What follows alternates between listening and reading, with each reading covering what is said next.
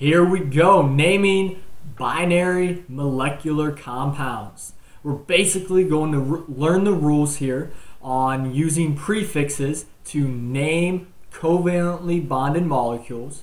We're going to write formulas for them. Also, we're going to cover here naming acids and hydrates as well. Here are the rules for naming our binary molecular compounds. First and foremost, you have to know what a molecular compound is. A nonmetal plus a nonmetal. Two nonmetals covalently bonded is a molecule. Basically, we use a prefix system in naming these atoms. So the prefixes that you need to pause the video and write down right now are right here. These are Greek prefixes. Pause the video. And here is how they really apply to our naming. We have this example, P4O10, phosphorus and oxygen. So there are 4 phosphorus here, and we're going to represent the prefix for 4 is tetra. So we're going to write tetra and then the word of the first element, phosphorus. The second atom in the compound is going to again get the prefix indicating the number of atoms present. So 10 is deca, and when we have an O like oxygen, we drop the A and it just becomes dec. And then the root name of the second element, and again, just like in our ionic rules for the last element, you are going to drop the ending and add IDE. So it becomes decoxide. Let's look at some specific examples here. N2O. So I'd have 2 N's and 1 O. Naming it, I know that 2 is going to be represented here by di, and 1 O is mono. So our example here is going to end up being, dinitrogen oxide, monoxide. Dinitrogen monoxide. The reason we want to put the mon here is to indicate 1 oxygen is present.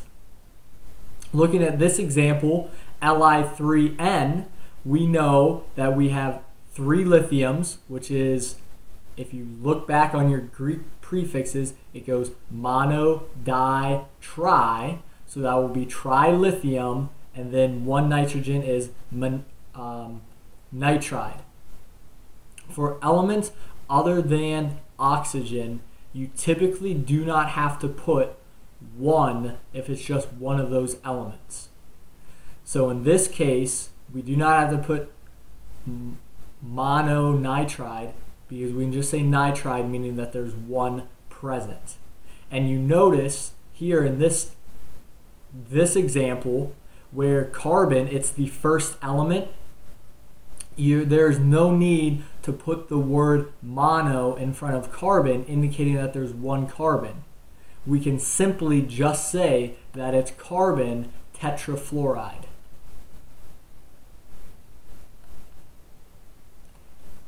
There's our carbon tetrafluoride. Now our last one here, again, phosphorus. It does not have to be monophosphorus, it can just be phosphorus, and 5 is pentafluoride. Here are some example binary molecular compounds. Write them down and see if you can get the correct names. Pause the video. Here are the answers. You can check your work.